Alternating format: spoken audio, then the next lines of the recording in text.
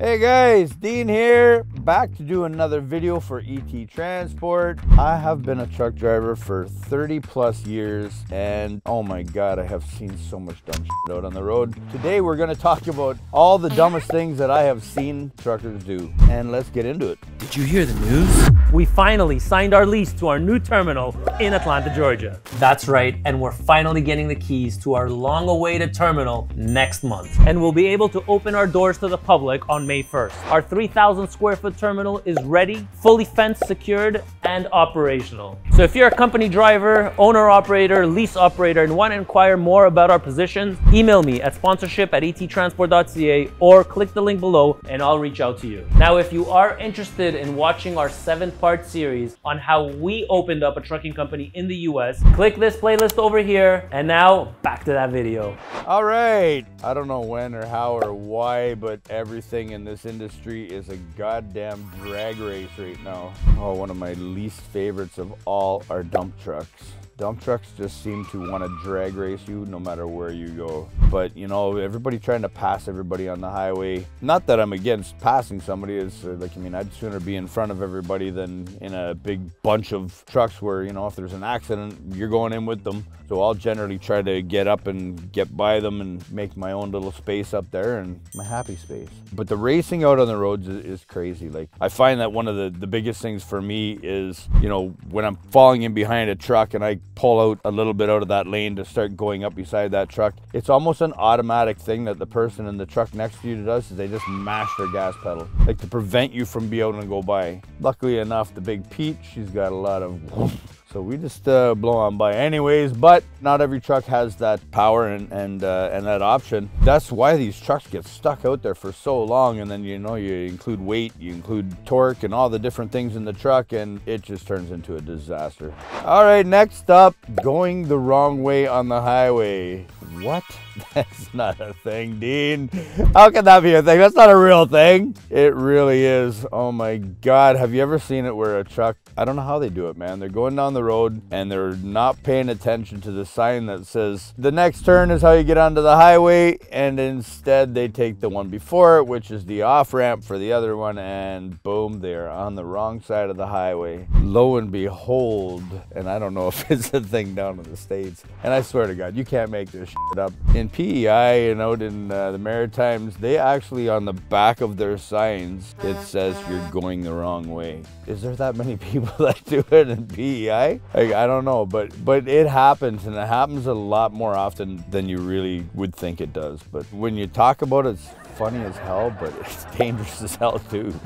Read the signs. All right, next up, the city driving bonanza. You want to pull your hair out of your head. Anytime that I'm told I have to go downtown Toronto, or back when I used to do New York and Jersey and Eastern Seaboard, you guys, you can all relate. The city drivers in most of the companies drive around in little day cabs, a lot of times with a 48-foot dry van or trailer on. Sometimes they're lucky enough they got a little wiggle wagon behind them or something, you know, a little 20-footer or something. You know, that's all fun and dandy, but I'll tell you, man, going downtown Toronto with a stretched out Peterbilt and a 53-foot flatbed with an oversized load is not a good time. Biggest irritants is the mentality of city people. You know, when you deliver somewhere out into the outskirts, the people are so nice. They come out, it's old school, they help you unstrap your load, they want to make you lunch and become your best friend by the time that you've left. And in the city, it's completely the opposite. They hate your guts and you are nothing but slowing them down. So, you know, when you come up to a corner and you got to make that big right-hand corner to get around the corner, and there's a lineup of cars that's 70 cars in a row, you can guarantee that that 70th car is not going to be the last one that's going to stop. You know, like, none of them ever want to stop to let the truck around the corner to make that one. You know, like, I mean, give us a second and that's all it's going to take us, right? Most of us know what we're doing. We just need the space to do it. That mentality is not there at all. Me first mentality, and that's basically it. Not to mention, when you find the spot that you're finally going to go to, you're coming down the road and you go, oh, there it is, thank God, I'm finally going to get this load off my truck and get the hell out of this godforsaken city. Good luck. putting that trailer in there, right? Like, because it was meant for, the place was built in 1942, you know, when they used to put a horse and a buggy in there. And of course the tractor trailer highway unit with a big trailer is supposed to fit in that spot, right? But we'll pat ourselves on the back. We usually do it. That's the city driving bonanza for sure. Next up, tailgating. Who hates a tailgater? Like, where do you think you're gonna go?